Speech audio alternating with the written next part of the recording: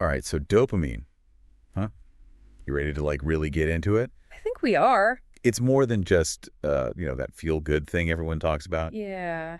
We want to know how it actually like affects motivation and all that. What happens when it's kind of out of whack?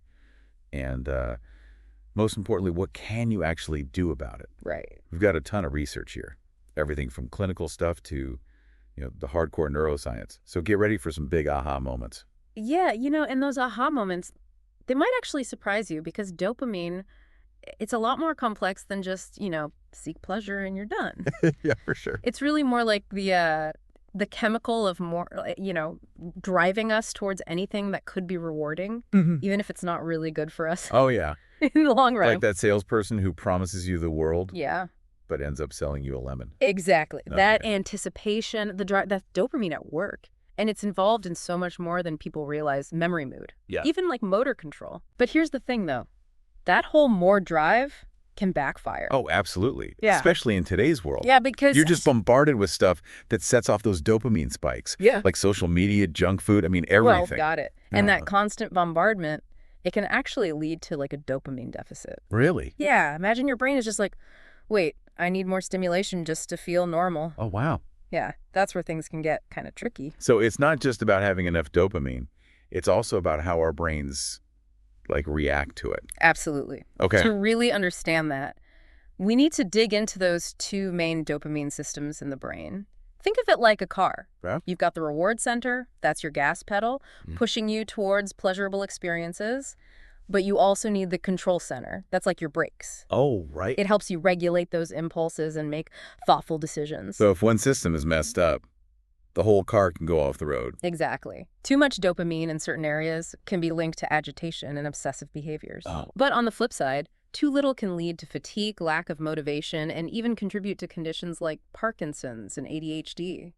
So that's like the clinical side of things. Right. What about for someone who's, not dealing with something that's serious, but maybe just feeling kind of blah and unmotivated? That's a great question. It means understanding your dopamine system is key to making changes. Gotcha. There are things we can all do to naturally boost dopamine levels. And I'm not just talking about indulging in every pleasurable activity out there. So no all-day Netflix and ice cream binges. Well, those might give you a quick dopamine hit, but we're talking about sustainable strategies here. One powerful tool is the dopamine fast. A dopamine fast. Yeah, it's not as extreme as it sounds. Okay. Really, it's about strategically abstaining from those super stimulating activities. Think social media, highly processed foods, even like excessive shopping, just to help your brain kind of recalibrate. So it's like hitting reset on your dopamine system. Exactly. But what about those of us who, can't just drop everything and go off the grid?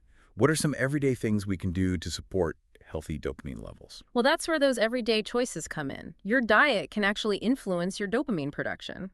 Foods rich in tyrosine, an amino acid that's a building block for dopamine, can be really helpful. Okay. Like give me the goods. Think almonds, bananas, avocados, even dark chocolate has some tyrosine. Ooh, dark chocolate. I like it. In moderation, of course. Of course. And besides food, lifestyle plays a huge role. Exercise, getting enough sleep, spending time in nature, even listening to calming music. These can all positively impact your dopamine balance. It's about creating a lifestyle that supports your brain's natural reward system. So it's not just about avoiding the bad stuff. It's about actively incorporating things that make our brains happy. You got it. Okay, so then what about supplements? Do those have a place in all this? Yeah. They can. But it's important to remember they're not a quick fix. Things like ashwagandha, rhodiola, L-tyrosine are often mentioned, but the research is still ongoing. Always talk to a healthcare professional before starting any new supplement regimen. Good advice.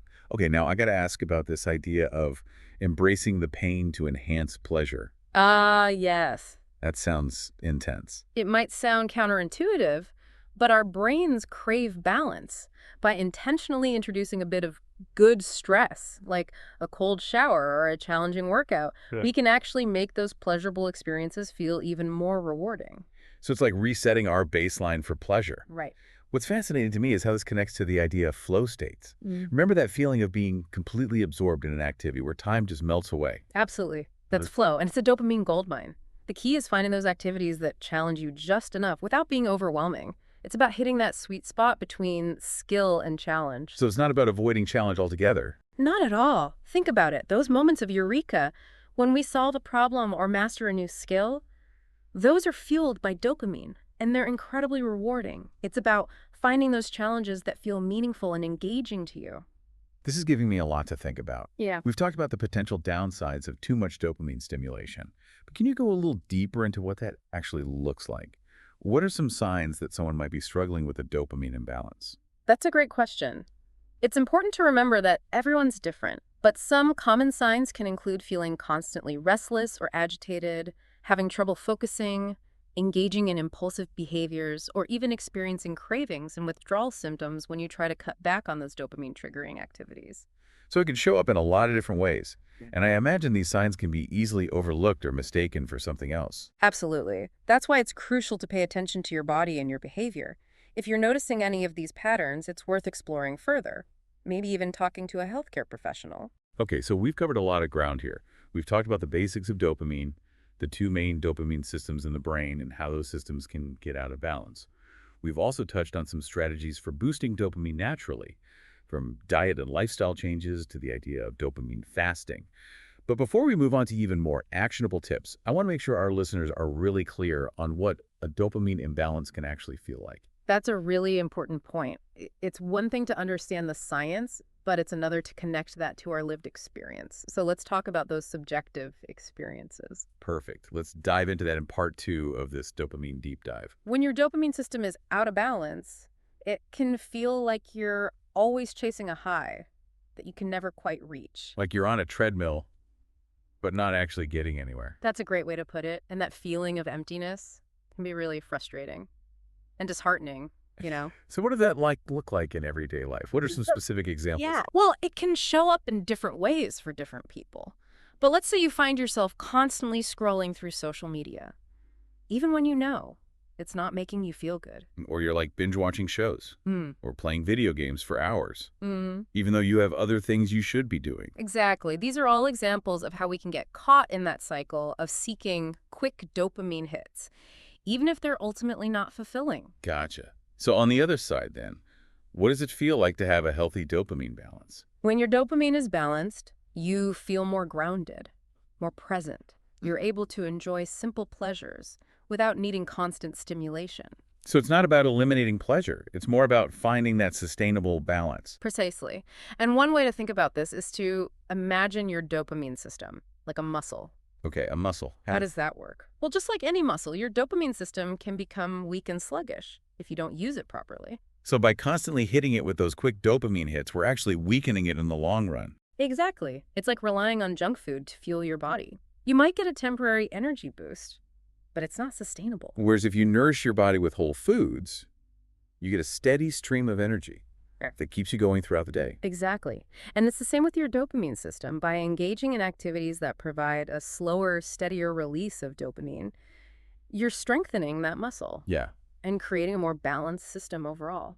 So we're basically talking about creating a dopamine diet. Yes. We touched on this a bit in the first part, but can you elaborate on what that actually looks like? Of course. Just like with food, there are healthy and unhealthy sources of dopamine. The key is to be mindful of your dopamine intake and make choices that support a balanced system. So things like spending time in nature, listening to music, connecting with loved ones. Those would all be healthy dopamine sources. Exactly. And they're not just good for your dopamine system, they're good for your overall well-being. These activities nourish your mind and body, and they help you cultivate a sense of joy and contentment that doesn't rely on external stimulation. And then on the other side, things like social media, video games, junk food. Those would be the unhealthy sources. They can be, especially if they're consumed in excess. Remember, it's not about eliminating these things entirely. It's about finding a healthy balance.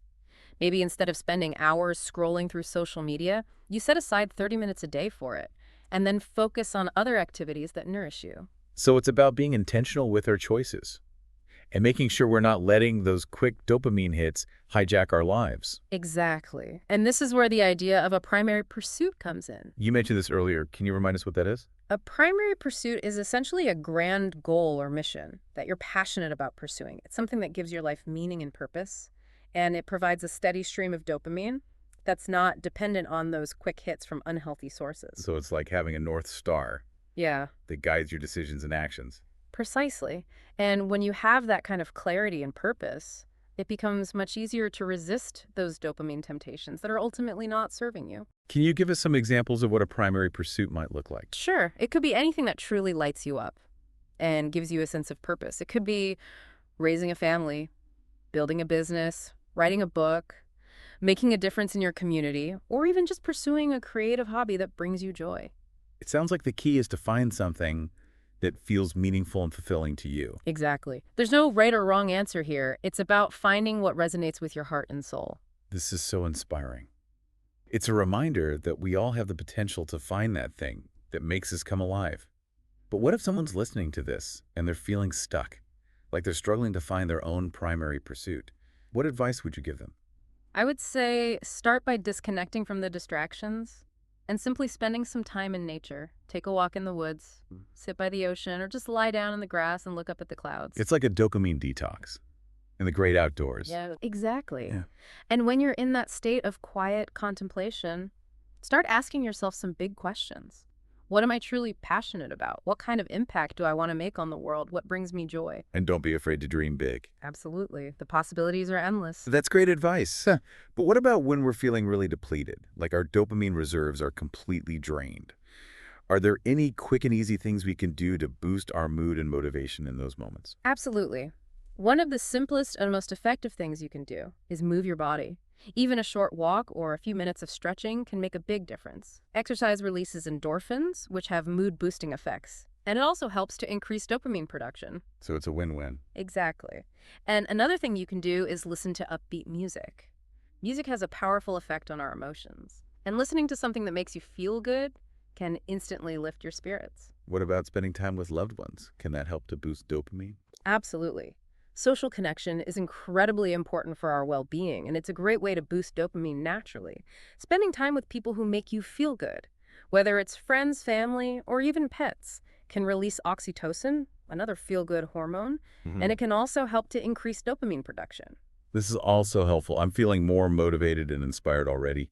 But before we wrap up this part of our dopamine deep dive, I want to go back to something you said earlier about how our dopamine systems can be hijacked, especially in today's hyperstimulating world. Right. It's important to be aware of the ways in which our environment can influence our dopamine levels and to make conscious choices to create a more balanced and fulfilling experience. I think that's a perfect segue into part 3, where we'll delve even deeper into the challenges of dopamine hijacking and explore some practical strategies for reclaiming control of our dopamine systems. So this dopamine hijacking thing, right, feels like we're fighting a losing battle against some pretty powerful forces. Well, it's definitely a challenge, but it's not impossible. The first step is awareness.